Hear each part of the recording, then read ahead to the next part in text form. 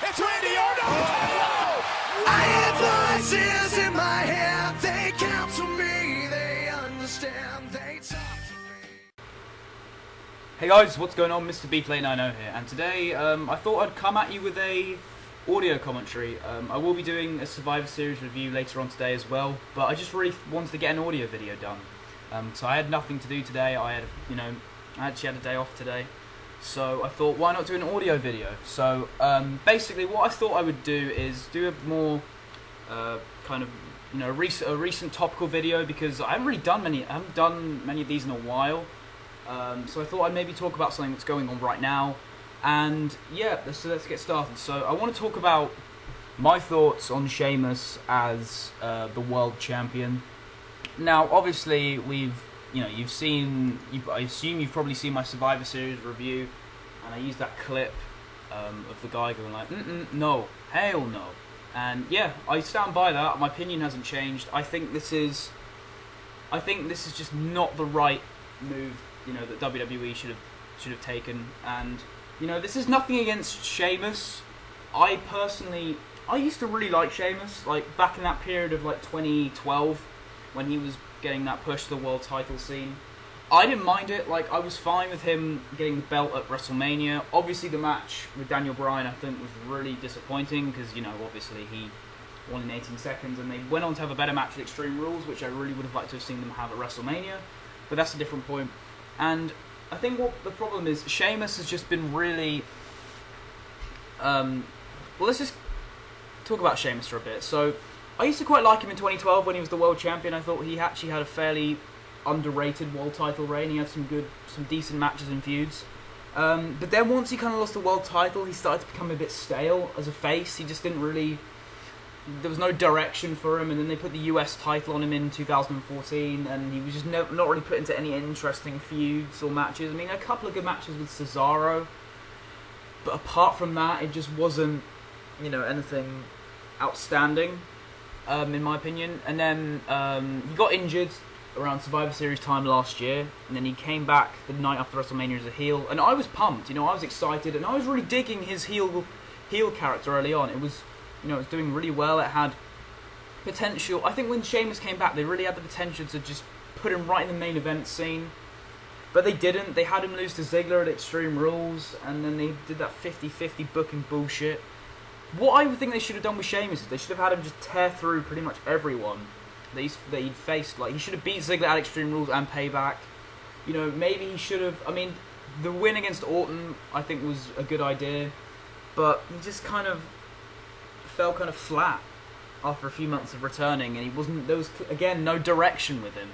And then they randomly put the briefcase on him, and at first I was alright with it, because I thought, what, usually with Money in the Bank briefcase holders, they book them really poorly, but I feel sometimes you need, with Money in the Bank winners, you need to book them as threats, and they really should have done that with Sheamus. They should have booked him as someone who was, could cash in at any time and was a threat because he could beat people. But he's really just, again, once he won the briefcase, just sort of slipped down, but did get a decisive win over Orton at SummerSlam, so that was good, I guess.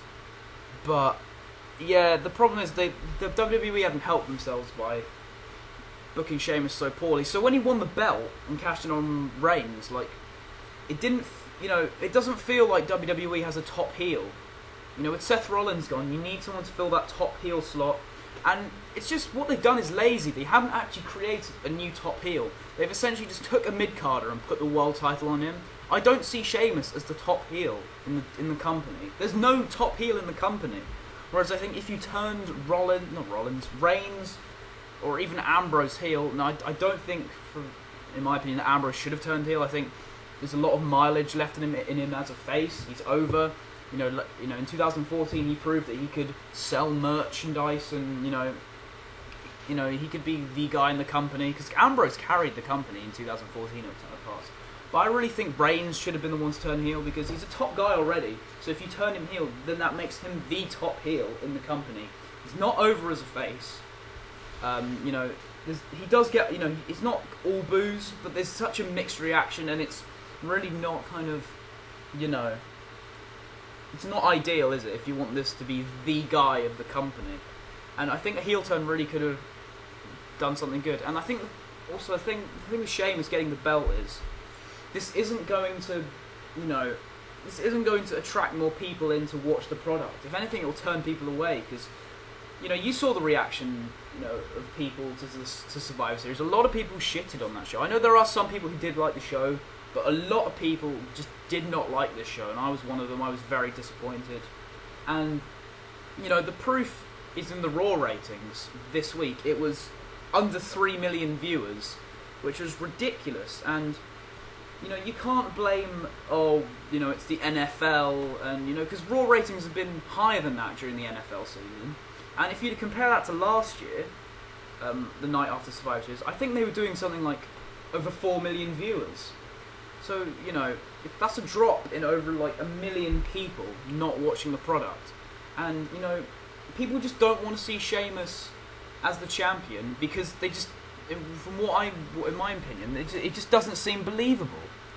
And I just really, you know what, he may be a transitional champion, so he may not be champion for that long, but I just think, you're kind of just shooting yourself in the foot in terms of ratings, because this isn't going to increase ratings, with Sheamus as champion, because no one really cares, because you've booked him so awfully, and you've made him so, you've made him irrelevant, that of course no one's going to, want to watch Raw, because the champion just isn't believable enough. And I just really... I'm really not looking forward to the kind of... I think also what's really kind of made this stale for me as well is the fact of just the Authority in general. Sheamus is now a part of the Authority, I assume. And, this... by next year, the Authority, if they're still around, will be going on for 3 years. And that's just awful. That's just awful. I think the whole being aligned with the Authority thing...